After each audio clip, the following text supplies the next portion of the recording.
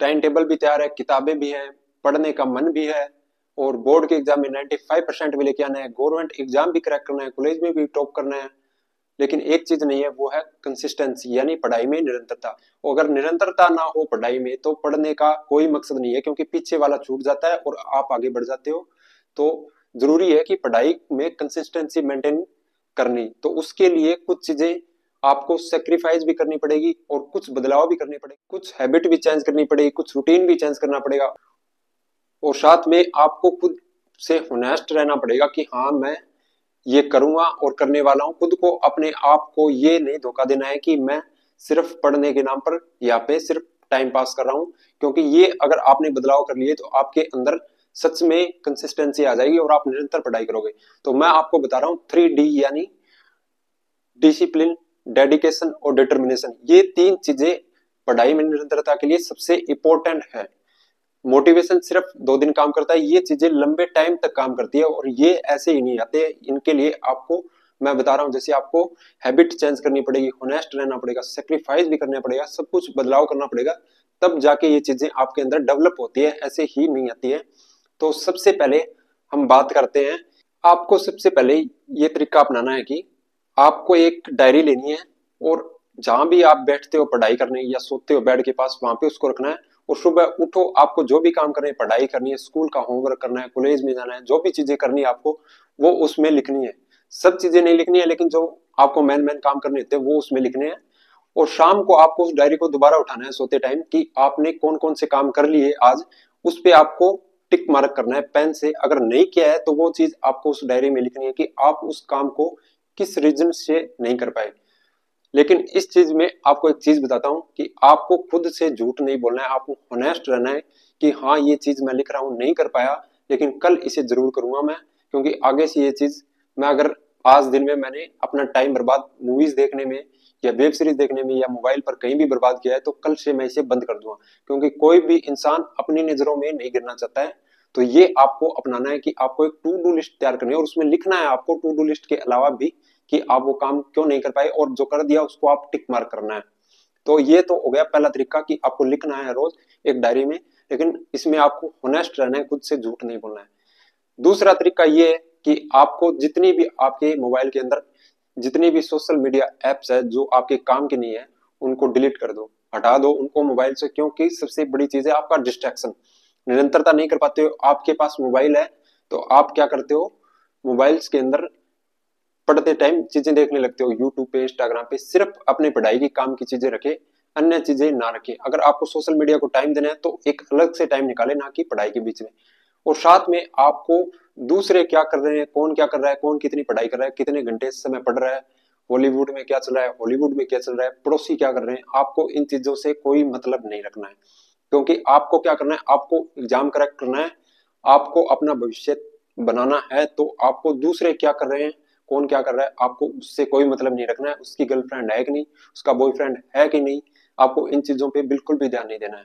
आपको social media use करना है, उसके लिए आप खुद थोड़ा टाइम अलग से निकालो, ना कि पढ़ाई के बीच में। तो आप खुद से इसी में भी होनेस्ट रहोगे कि हाँ मैं ये डिलीट कर दूंगा, तभी आप इसे मेंटेन कर पाओगे।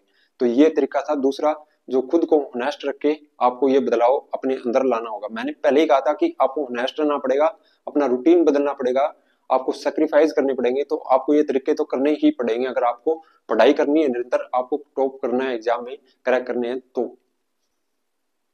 तीसरा तरीका है गेट रेडी टू सेक्रीफाइस, यानी मैंने आपको जो पहले शब्द बताया था वही फिर से, कि आपको सेक्रीफाइस करना पड़ेगा।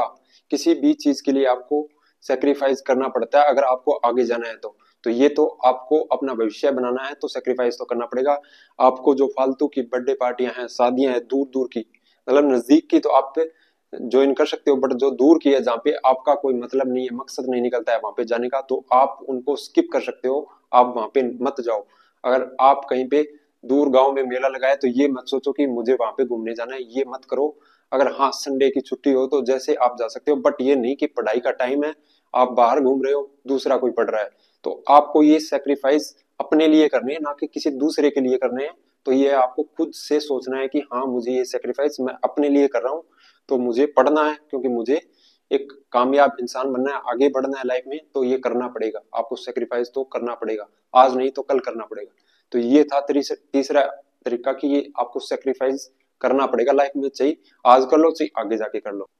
फोर्थ है आपका नेवर मिस ट्वाइस, यानी आपको चीजों को रिपीट नहीं करना है कि आपने कल पढ़ाई नहीं की किसी कारणवश से, तो आप दूसरे दिन भी आप पढ़ाई को स्किप कर रहे हो। ये आपको अपने अंदर बदलाव लाना पड़ेगा कि आज आपको कुछ काम हो गया इंपॉर्टेंट और आप पढ़ नहीं पाए किसी कारणवश से, आपका एक चैप्टर रह गया पढ़ाई का और दूसरे दिन भी आपने उसे नहीं कंप्लीट किया, तो आपका वो पीछे रह जाएगा पढ़ाई का चैप्टर और आप हर स्टूडेंट से पीछे हो जाओगे। तो आपको ये मिस नहीं करना है कि आप एक दिन पढ़ाई नहीं करोगे तो दूसरे दिन भी नहीं पढ़ाई करोगे, क्योंकि एक दिन हो सकता है हमें कुछ काम हो जाए या दिन में 2 घंटे हमें कुछ काम हो जाए, लेकिन हर दिन हमें रोज रोज काम नहीं हो सकता। अगर हो रहा है तो उसे साइड में करो, अपनी पढ़ाई पहले है, हमें अपना भविष्य बनाना है, स्कूल में टॉप करना है, कॉलेज में करना है, गवर्नमेंट एग्जाम को क्रैक करना है, कुछ भी करना है लाइफ में, तो हमें वो चीजें गलतियों को रिपीट नहीं करना है। कहने का मतलब ये है कि आपको गलतियों को रिपीट नहीं करना है, तो इससे आपको बचना है।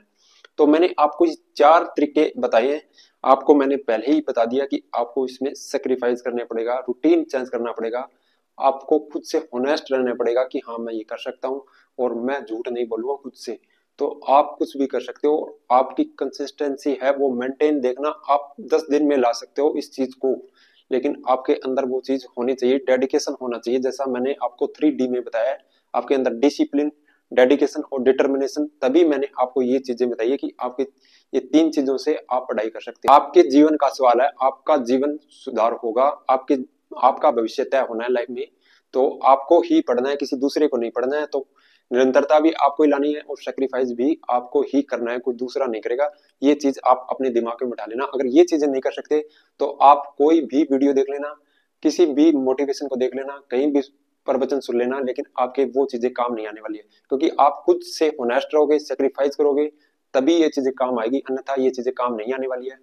तो आप ये तरीके अपनाइए और मुझे बताइए कि आपके अंदर कुछ बदलाव आया है कि नहीं, और अपनी पढ़ाई को जारी रखिए, आगे बढ़ते रहिए। मिलते हैं नेक्स्ट एक अच्छी वीडियो में, तब तक के लिए थैंक यू।